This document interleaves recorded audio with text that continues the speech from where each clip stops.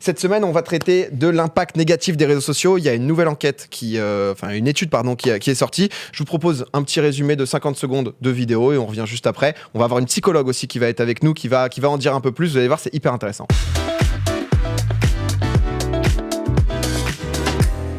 Aux États-Unis, l'utilisation des réseaux sociaux est omniprésente chez les adolescents. En effet, un sondage réalisé en 2018 par le Pew Research Center a révélé que 97% des adolescents faisaient usage d'au moins une des 7 plateformes sociales les plus populaires, que ce soit YouTube, Instagram, Snapchat, Facebook, Twitter, Tumblr et Reddit.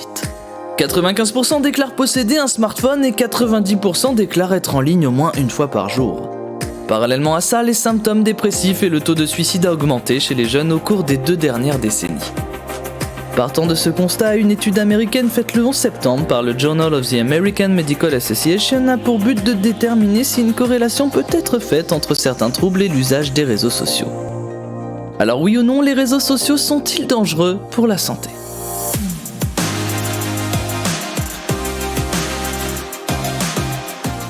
Et c'est le dossier de la semaine. Ça veut vraiment enquête exclusive, bienvenue. Vous êtes dur avec la voix off, le chat, vous êtes dur. On voulait une voix un peu différente. Moi, je l'aime beaucoup. Alors, comme on a vu justement, on va se poser la question un peu des réseaux sociaux. Est-ce que c'est dangereux pour la santé ? Je vais revenir un peu sur l'étude. Donc, ce qu'a dit cette fameuse étude. Bon, c'est pas tout rose, hein, clairement. Il y a du positif. On va commencer par le positif, comme ça sera fait. Forcément, les réseaux sociaux, ça apporte pas. Faut pas voir ça que d'un mauvais œil. Loin de là.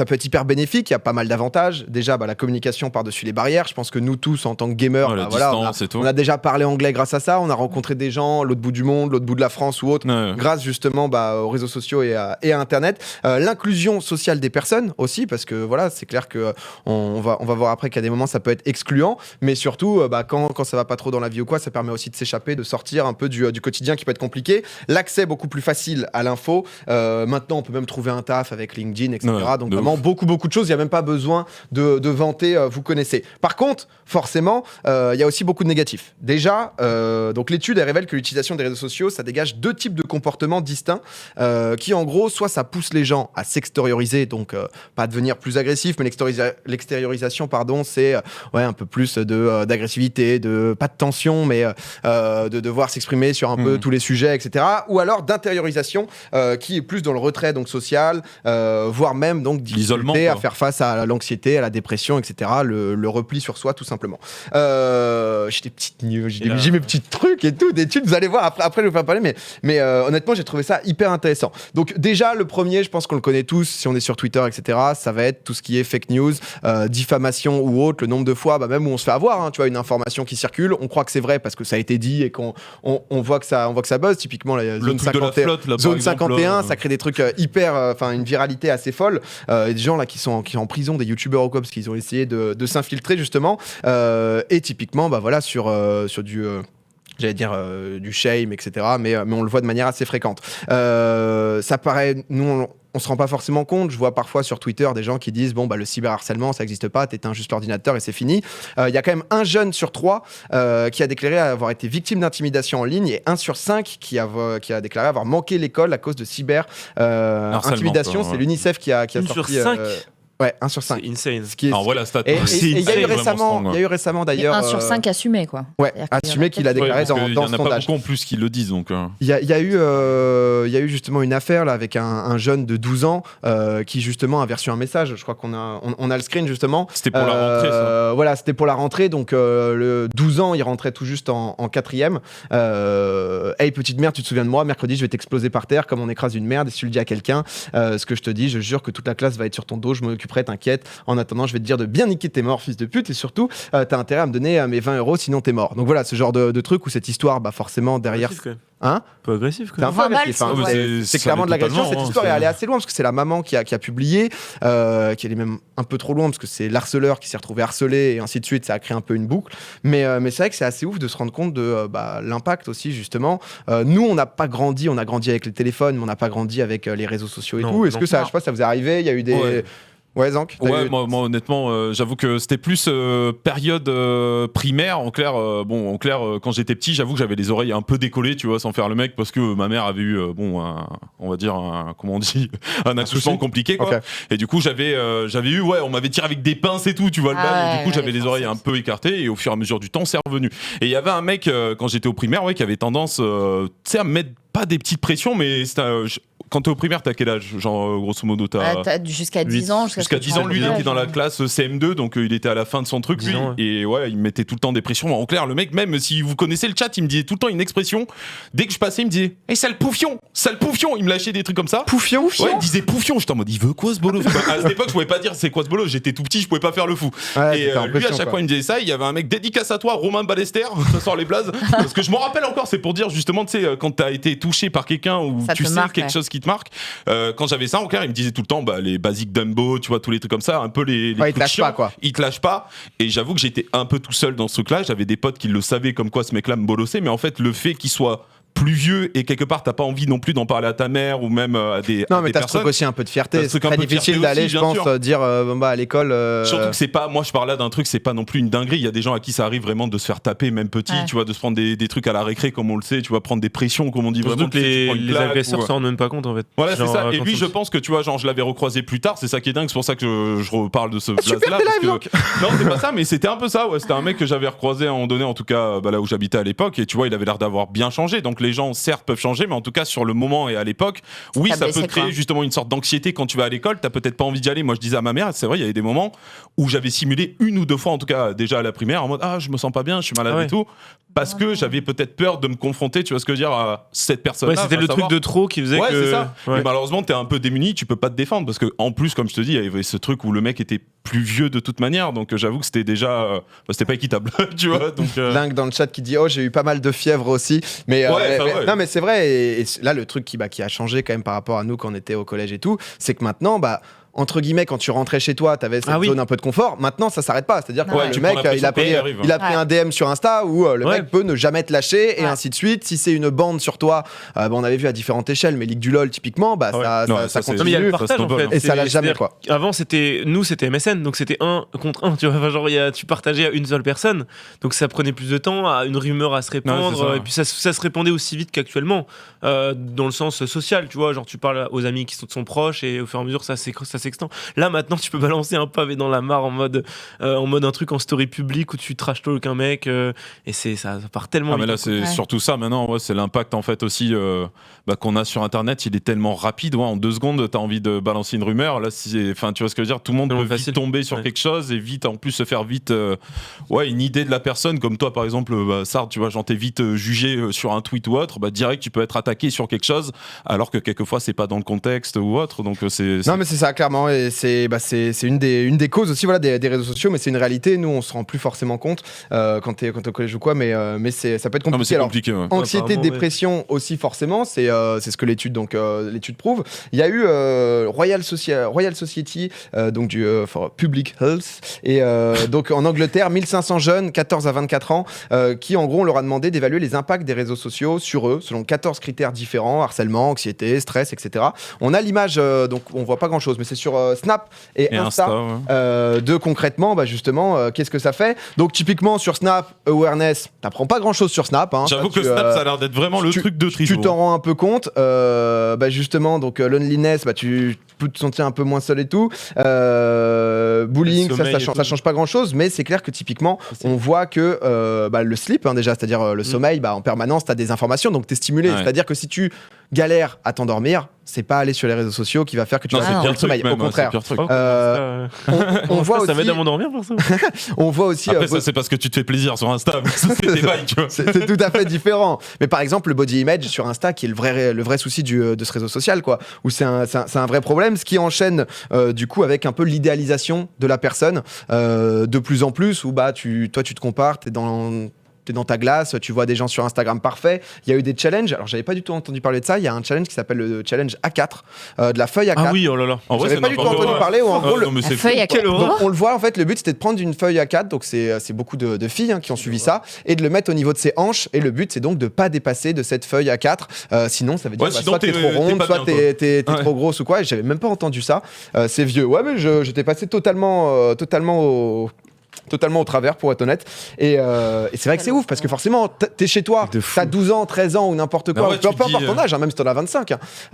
T'essayes avec la feuille, tu vois que ça dépasse de partout, mais enfin, t'as envie de mourir, quoi. Ah, c'est ça. Et c'est ce que ça crée. Donc ouais, c'est un peu, ça crée quand même des vrais soucis. Ça crée des complexes même, en fait que t'as pas forcément de base, quoi. Alors et même outre le physique, aujourd'hui, t'as les youtubeurs, les influenceurs, etc. que tu suis sur Instagram, t'as l'impression que leur vie, c'est le kiff total. Ah, mais c'est ça qu'ils sont en tout voyage le temps, tout le temps, etc. Après, il y a ce qu'on montre et ce qui est vrai. Ça, c'est indubitable. Mais il y a aussi le fait que pour avoir accès à cette vie, pour pouvoir poster les mêmes choses, il y a besoin d'avoir d'argent, besoin d'avoir des vues, besoin d'avoir des machins. Et aujourd'hui, Instagram désactive le nombre de likes. Voilà, on peut plus le voir, Ça, à part si c'est sur son compte.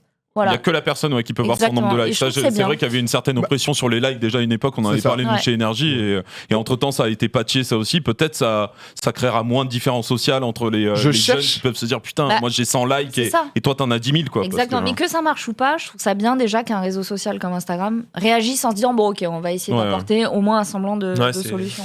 Non, c'est bien, il y a pas mal de solutions, on va en parler après. Je cherchais mon téléphone pour savoir justement combien de temps vous passez sur les réseaux sociaux, vous, par semaine. Il y a le truc alors sur...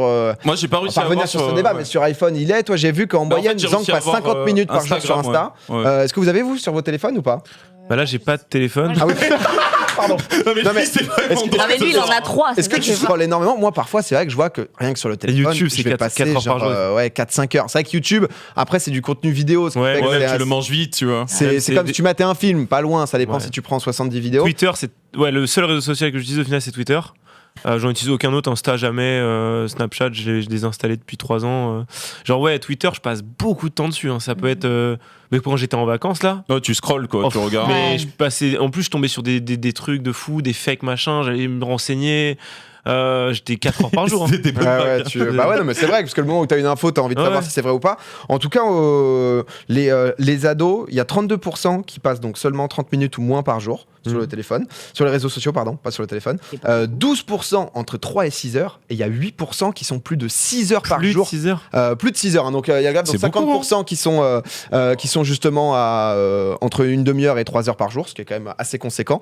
Et c'est vrai que je trouve ça quand même assez fou. Après, nous, tu vois, on avait l'habitude en rentrant de l'école de jouer à l'ordi et de faire du code ou du Dofus ou machin. C'est vrai qu'il y a des gens aujourd'hui, quand ils rentrent chez eux, ceux qui font pas du Fortnite, ils sont sur. En fait, c'est juste que c'est surtout là où c'est le souci, je pense. C'est Marie, tu me disais ça, mais c'est l'accompagnement au quotidien des réseaux sociaux. Tu me disais l'histoire à Toulouse, celle qui s'est fait battre. Oui, alors c'est une lycéenne qui apparemment s'est faite attendre par des filles. C'est son amie qui l'a avertie et lui a dit ne passe pas par ce chemin parce qu'elles t'attendent. Donc elle a pris un autre chemin. Elles ont quand même réussi à la coincer. Elles l'ont tabassé, mais elles l'ont fracassé en deux. Et elles ont filmé pour le mettre sur les réseaux sociaux. C'est ça, en fait, un peu le souci et tout le côté malsain du truc. C'est-à-dire que c'est vraiment dans le partage c'est dans le prolongement du bras. Là où, même si on a quand même beaucoup geeké, on va pas se mentir non plus, mais tu rentrais chez toi, tu courais pour aller vite jouer à WoW, à Dofus. Mais c'était quand même, tu sais, genre, pas une coupure, mais quelque chose d'autre. Là où les réseaux sociaux, c'est au quotidien. On va discuter un peu de tout ce qui a été les mesures. Pour les gens, il y a 32% des gens qui pensent que c'est le gouvernement qui devrait donc imposer des choses tout simplement pour que ça bouge. 31% où c'est les jeunes directement, compliqué je trouve de s'auto-régler quoi. Et 29% qui pensent que c'est les entreprises d'internet. Vous, qu'est-ce que, alors pas selon vous, ça vient de quoi? Il manque les parents, non? Il manque les parents. C'est l'éducation pour toi? Ah oui, évidemment. En vrai, malgré tout, vas-y Sardes, si tu veux. Ouais, l'éducation c'est le plus important, c'est la façon dont on doit appréhender les réseaux sociaux, etc. Après, encore une fois, moi là j'étais parti un week-end en famille, j'avais vu plein de cousins que je connaissais pas et tout, et il y avait une cousine à moi qui était assez jeune, et sa mère elle me disait, parce qu'elle voyait que j'étais dans les bails un petit peu réseaux sociaux et tout, elle me disait moi j'ai interdit le téléphone, le smartphone à ma fille, et j'ai interdit les réseaux sociaux, et je lui ai dit mais vous vous rendez bien compte que si toutes ses copines l'utilisent et elles non, ça va créer un mal-être encore plus grand. Un décalage monstre. Que ce que pourraient créer de négatif les réseaux sociaux. Donc il faut arriver à trouver un équilibre et c'est tellement difficile. En fait, c'est aux parents. C'est tellement difficile parce qu'ils y sont pas, ils ont pas connu ça, c'est impossible. Est-ce que typiquement moi c'est vrai que dans les jeux vidéo j'ai été pas mal bridé, c'est-à-dire mes parents me disaient vas-y c'est 1 heure par soir tu vois et j'avais un seum monstre contre tous mes potes qui pouvaient jouer jusqu'à 4h du mat, qui arrivaient en 4ème et tout, mais j'avoue qu'avec du recul je suis quand même assez content parce que ça m'a permis d'avoir un équilibre. Alors c'est pas pour autant que je pensais pas qu'à ça ou que j'essayais juste de hacker le mot de passe du haut de mes sens, tu vois. Mais c'est vrai que dans cette notion de cadre c'est quand même hyper important. Il y a eu quand même des propositions là quand même, le gouvernement français ils ont interdit donc c'est passé en août là le téléphone portable dans les écoles et collèges de manière formelle, même dans l'enceinte. Je sais pas à quel point c'est accepté. Pas juste en cours. Ouais, je sais pas à quel point c'est accepté. Je pense ce qui se passe c'est que dans l'enceinte c'est accepté, par contre t'as pas le droit de le sortir et si tu le sors, il doit y avoir des collèges comme d'habitude où c'est plus problématique que d'autres, par exemple si tu le sors à la récré ou pas. Moi c'était comme ça hein. De quoi ? Moi c'était comme ça. Hein. Ah, t'avais pas le droit de sortir carrément à la récré ton téléphone ? En fait, très peu de personnes sortaient leur phone dans la cour et je crois vraiment pas en fait. Hein. Après, c'était peut-être une époque, c'était il y a tellement longtemps en fait que c'était pas. Tu vois, moi je me rappelle, j'avais un vieux Nokia de merde donc. Mais ça commence à arriver. Les gens disent aussi, eux aussi, t'es clairement pas le seul. Il y a beaucoup de gens justement où c'était clairement interdit aussi. T'avais pas le droit de le sortir à la récré, donc ça a l'air de s'appliquer. Et en classe, c'était sacrilège. En classe, c'était dans la trousse et encore tu te faisais détruire. Toi, Marie, ça passait ? Je suis née en 89, donc c'était pas les mêmes règles. Au lycée, on fumait dans la cour et on a eu nos téléphones. C'était chill, toi. C'était l'arrivée de Facebook. Je passais le bac. Et c'était une école privée catholique. D'accord, toi aussi privé, parce que Sartre, j'allais dire, moi j'étais en public et j'avoue que mon truc en public, j'avoue que ça fumait déjà des clopes. Fumez pas. Tu vois ce que je veux dire ? J'avoue qu'il y avait déjà des mecs qui fumaient, il y avait déjà des trucs qui se passaient, tout le monde avait son téléphone, donc je pense que c'est plus vis-à-vis des écoles, déjà comme tu dis sur le plan éducatif, genre selon l'école où tu vas, peut-être il y a des plus grosses règles ou quoi, tu vois. Donc, Mais on parlait justement juste avant d'éducation.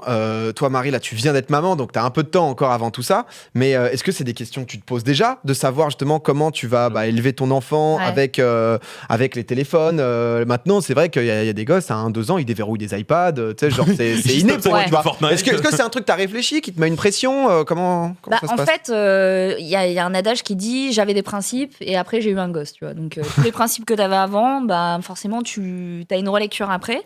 Moi, il y a plein de problématiques aujourd'hui. Tu vois, mon bébé va être métisse, donc je me dis, est-ce qu'il va être confronté au racisme ? Est-ce qu'il va falloir que je lui achète un portable pour pas qu'il se sente isolé par rapport aux autres qui en ont ? Est-ce que je lui dis le portable c'est juste pour m'appeler en cas d'urgence, ou alors est-ce qu'il aura droit d'aller sur les réseaux faire ce qu'il veut un peu. Tout ça, c'est des problématiques. Je me dis, ok, j'ai encore le temps, tranquille. Mais ça reste des questions malgré tout. Ça reste des questions, Ça reste des questions, et j'ai pas envie que ce soit l'école qui décide pour nous.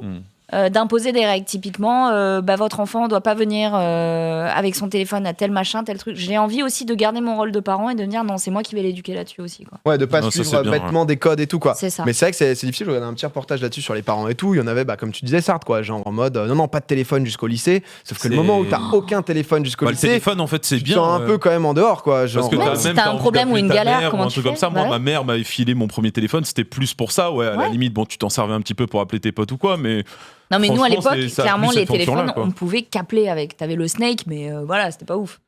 J'avoue que c'était pas dingue. C'était pas mal pour les moments. En vrai, c'était des bons moments. Ouais, bien sûr. Quand même, un minimum. Putain, t'es perdu dans tes fiches, PA. Ouais, j'ai des trucs un peu partout, parce que c'est vrai que c'est un sujet en vrai qui est hyper intéressant. Je pense qu'il va falloir attendre Enfin, pour moi, je suis vraiment très pessimiste, mais je pense qu'il va y avoir une sorte de singularité sociale. Genre, il va se passer un truc de ouf. Il va y avoir du genre. On va avoir une génération d'attardés totale, en fait. Ils vont être tellement dans leur. Enfin, genre, il va y avoir une baisse de la productivité, un truc majeur. Ça fait bader quand même un peu, quoi. C'est sûr, mais il va se passer un truc, et au bout d'un moment, il va y avoir. C'est pour ça qu'on fait cette émission. Il va y avoir deux. Sauvez vos gosses. Il va y avoir 2 tranches de population différentes. On aura une complètement inapte, perdue dans les réseaux sociaux, matrixée, et une autre qui sera sortie de ça. Et mais après, si ça se trouve, ils ont développé d'autres choses que nous, on n'a pas développées. Non, non. Je sais pas. Bah, après, tout dépend. C'est un peu extrême. Mais ce ballon.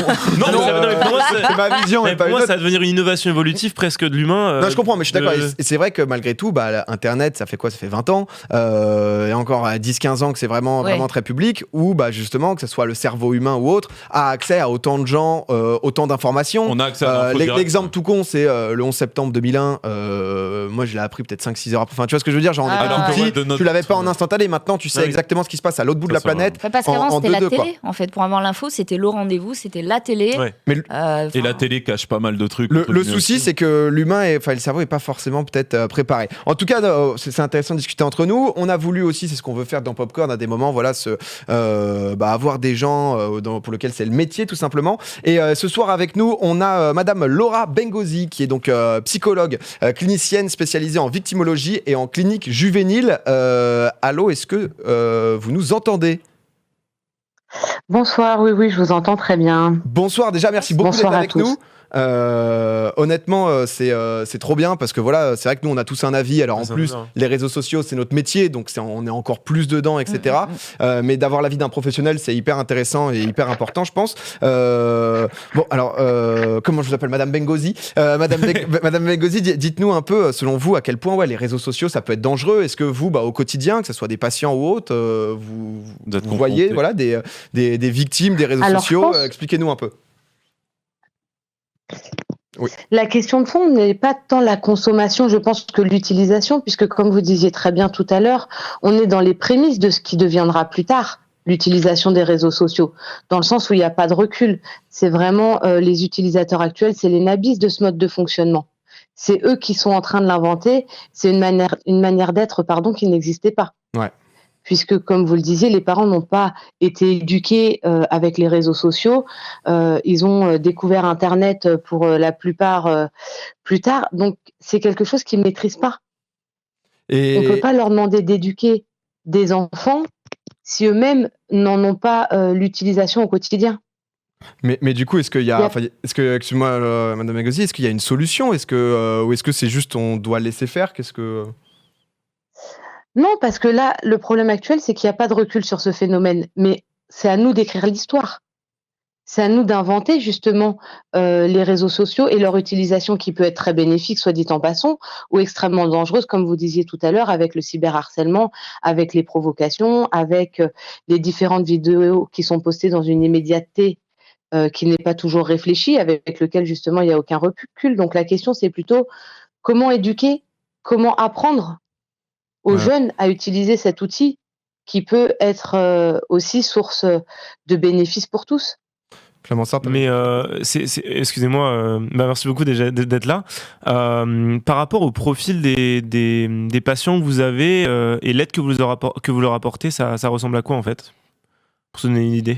Alors c'est plutôt une éducation, je dirais, thérapeutique également parentale. C'est comment apprendre à utiliser les réseaux sociaux. C'est-à-dire qu'on se retrouve dans des situations où on va avoir un enfant, un adolescent d'une dizaine d'années, aller entre 12 et 14 ans, qui va utiliser, comme vous disiez tout à l'heure, les réseaux sociaux ou les divers médias, peut-être 6 heures par jour, 5 heures par jour, avec finalement aucune régulation, aucune restriction par rapport à ce média qui n'est pas toujours contrôlé. Ça va être plutôt d'éduquer comment y aller, pourquoi on y va, et surtout canaliser le temps d'utilisation aussi. Donc ça, c'est à l'échelle parentale, on est bien d'accord. Moi, juste, on est OK pour dire qu'il n'y a pas assez de recul parce qu'aujourd'hui, les générations, comme vous dites, sont en train d'écrire l'histoire et que c'est dans 10-15 ans qu'on aura vraiment des résultats sur un panel qui sera plus large, etc. Mais quand on voit des cas de criminalité, de délinquance, à cause des réseaux sociaux, est-ce que c'est pas maintenant qu'il faut réagir et qu'il ne faut pas attendre d'avoir ce recul? Ça crée aussi des nouveaux métiers, des nouvelles vocations comme la vôtre, d'apporter aussi une expertise. Du coup, voilà, c'est quoi la réelle solution? Et à cause des réseaux sociaux, c'est un petit peu réducteur. Disons que c'est vecteur, en tout cas. Les réseaux... Comment? On est d'accord que c'est un vecteur. Aujourd'hui, le cyberharcèlement, c'est une réalité. On est d'accord que les réseaux sociaux servent aussi, ils ne servent pas qu'à ça, mais il y a des cas de délinquance, etc., qui sont servis par les réseaux sociaux. Je dirais qu'ils sont accentués par les réseaux sociaux et par finalement le phénomène groupal qui va encourager de telles actions. C'est pas les réseaux sociaux qui vont pousser la personne à agir. Les réseaux sociaux vont porter les encouragements, si vous voulez, de l'ensemble de la toile, en disant ah oui, comme on voit quand une vidéo d'harcèlement ou de passage à tabac est filmée et qu'on retrouve X centaines de commentaires pour encourager de tels phénomènes, c'est ce qui va pousser, mais c'est pas ça qui va déclencher le passage à l'acte. Ça accentue un comportement humain qui existe depuis toujours. Ouais, ça stimule quoi. Mais est-ce qu'il n'y a pas des gens qui font ça pour les likes aussi? Ah bah si, je pense, parce que les gens aiment bien se filmer quoi. Pardon. Toutes les personnes vont avoir... chaque personne, si vous voulez, est singulière. Donc, chaque personne va aller y trouver son compte. Mais tous ne va pas chercher la même chose sur Internet. C'est comme si vous disiez à l'entreprise Kinder que vous leur en voulez d'avoir pris des kilos. C'est pas de leur faute. Ouais, non, bien sûr, mais c'est vrai que c'est quand même un suivi. Il y a donc du coup ce qu'on appelle les GAFA, donc Google, Amazon, Facebook, Apple, etc., qui ont pris aussi des mesures. On le disait avec le compteur de likes d'Instagram qui est en bêta encore pour disparaître. Il y a eu aussi une nouveauté là sur Instagram qui est en cours de test. Si jamais donc du coup ils repèrent les commentaires typiquement haineux, donc avec certains mots clés ou autres, où en fait maintenant ils proposent Are you sure that you want to post this? Ouais, sorry, Nelson Montfort. Hello guys. Le switch français-anglais fait toujours plaisir. Non, mais est-ce que tu es sûr de bien poster ça dans le sens, c'est quand même justement un peu inquiétant. Donc on sent que ça essaye de plus en plus. Il y a Twitter aussi qui essaye de prendre bannir des comptes, des mesures à ce niveau. Alors, c'est de plus en plus positif, mais il y a aussi le contre-coup, typiquement un Yass encore qui se fait ban. C'est-à-dire que le système de bot ne fonctionne pas. Quand tu fais une réclamation, un signalement sur Instagram, des fois, c'est des usurpations d'identité, des trucs graves ou des cas de racisme avérés. Bah, le truc Instagram te dit oh non, on n'a pas trouvé que ça enfreignait les règles. Ouais, non, mais clairement, c'est vrai que on va parler un peu après des. Le problème, c'est que c'est très automatisé et c'est très automatisé et ça commence simplement à se mettre en place parce que les dérives sont mises au devant de la scène. Mais depuis le début de l'utilisation des réseaux sociaux, il y a toujours eu des dérives, puisque par définition, les réseaux sociaux, c'est un fantasme. Les gens l'utilisent pour se créer une vie, pour exister. C'est-à-dire qu'ils vont se mettre en scène, ils vont scénariser leur vie. C'est pas la réalité.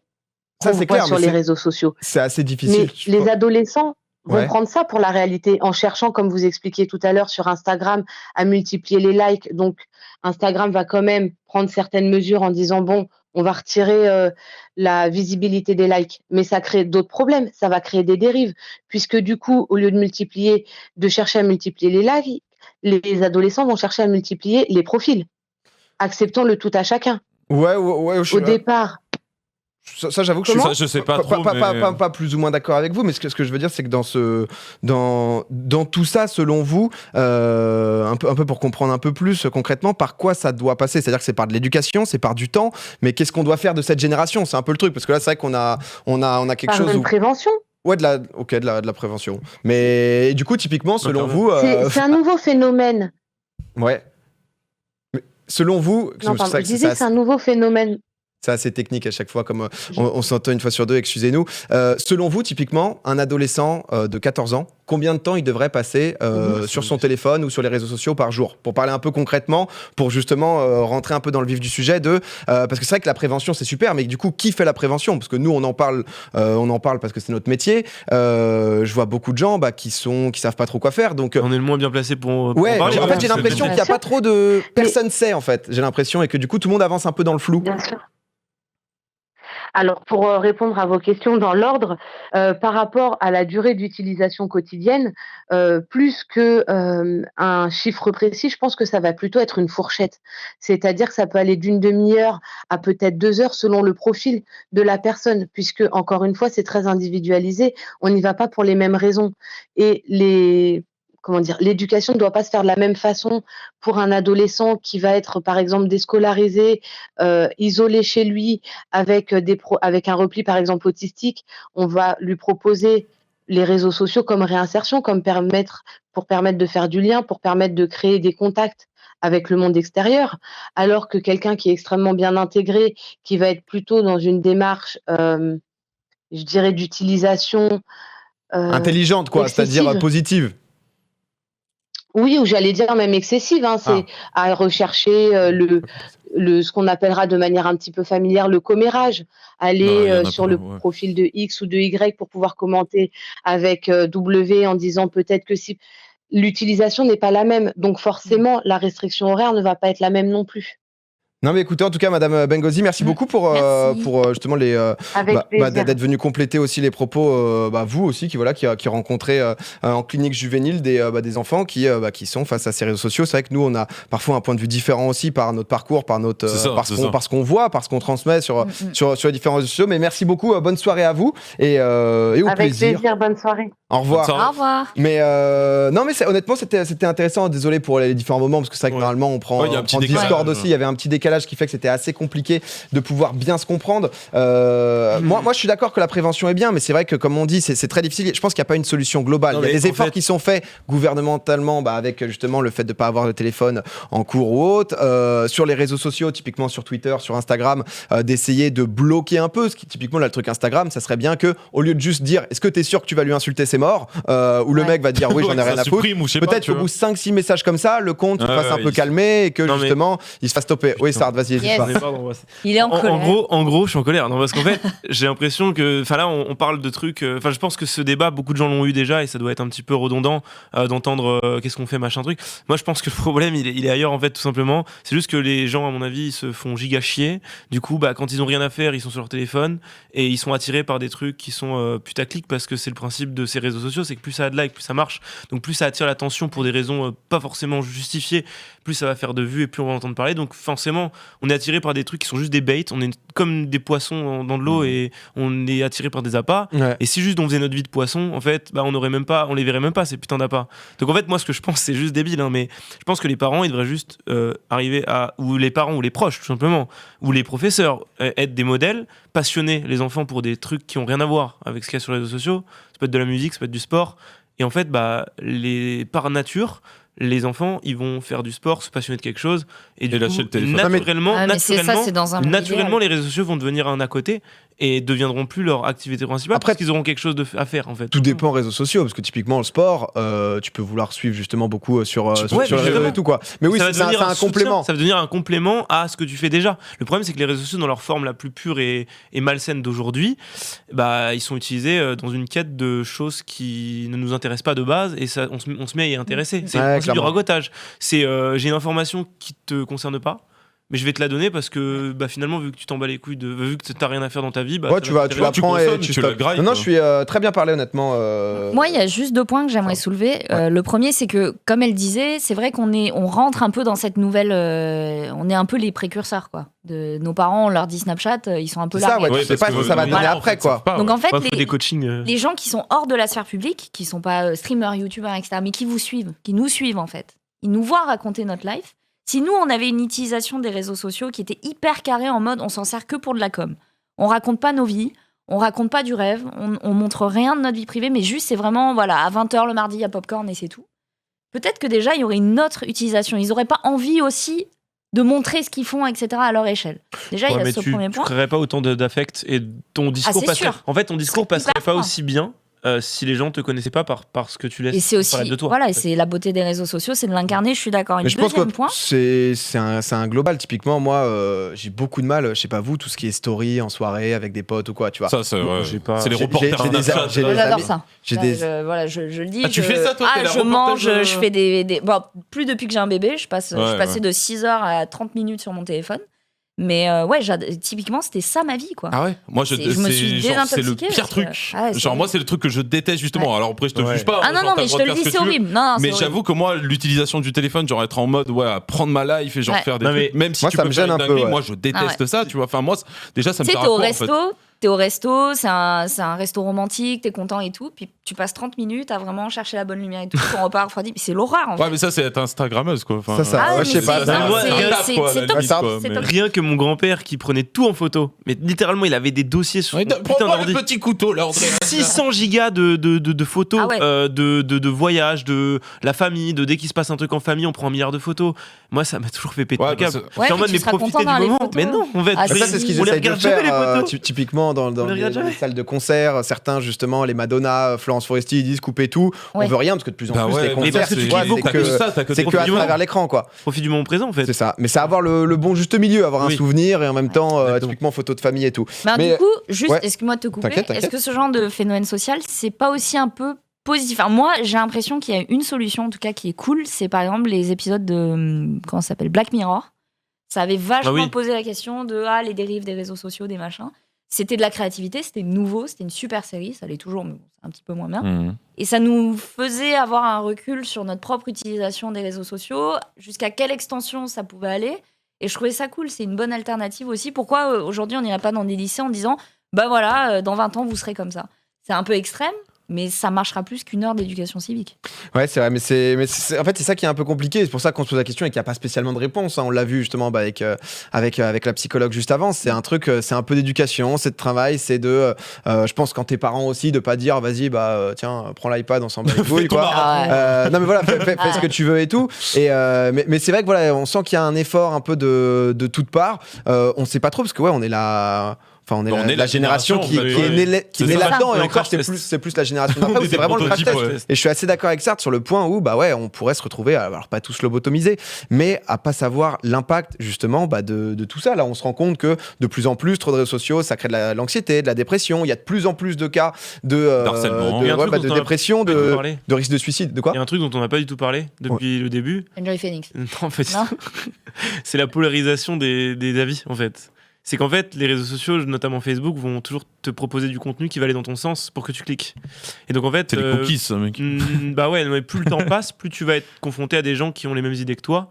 Et on va te proposer du contenu en mode ça c'est de la merde, de contenu que tu vas détester potentiellement. Et donc en fait, les gens vont aller de plus en plus dans les extrêmes à cause des réseaux sociaux. Et là actuellement, la polarisation des avis, c'est quelque chose qui a fait fureur. Il y a eu un drama, notamment pour les élections américaines, sur Facebook. En fait, les gens, ils avaient des trucs de droite quand ils étaient de droite, de gauche quand ils étaient de gauche. Facebook arrivait direct à détecter les partis politiques de leurs utilisateurs et voilà, et on te proposait des articles qui allaient toujours dans ton sens. Du coup, il rapproche, ça te conforte dans ton idée, même t'as une auto-validation permanente et t'es convaincu que t'as raison. C'est hyper intéressant. Et ça part complètement en couille parce que le seul moyen finalement d'avoir une confrontation finalement d'idées où tu es avec quelqu'un qui finalement n'est pas du tout ton bord politique, c'est finalement le cousin que tu as gardé en ami Facebook qui a une vie complètement différente, ou le pote de primaire quand tu t'en battais les couilles. Tu te faisais juste des potes parce que c'était tes potes et étaient là. Et là, tu peux te rendre compte. Il a évolué différemment et tu vois que justement tu sors de ta. Et moi, j'ai un cousin gilet jaune, ça me fait triper ce qu'il met sur Facebook, tu vois. Mais ouais, en fait, c'est ouf parce qu'il y a des gens, ils sont dans une bulle, mais un truc matrixé de niveau maximum. Et ça, pour moi, c'est peut-être un des problèmes encore plus gros des réseaux sociaux parce que du coup, quelqu'un qui est convaincu que son idée est la bonne. Le moment où justement ça stoppe la polarisation, c'est un peu ce qu'on disait, quoi. Quand justement ces avis vont se rencontrer et que déjà il y a une formation hyper extrême. Du coup, ça fait que chacun est hyper extrême dans son truc et c'est forcément de la détestation du. Non, mais on sent que c'est un peu ça. C'est chacun se regroupe aussi un peu, pas en communauté, mais chacun son truc. Justement, on se renforce, on se barricade et ensuite et encore plus facilement avec les réseaux sociaux. Quand on rencontre les autres, c'est terrible. Typiquement, le sujet qu'on avait au début là dans les actus avec le Monopoly et les femmes, sur les féministes, où ça te donne une image des féministes où oui, c'est à tout prix, elles doivent avoir le pouvoir, ce qui n'est pas la réalité. Bon, en tout cas, intéressant sujet, désolé un peu brouillon à des moments sur l'appel et tout.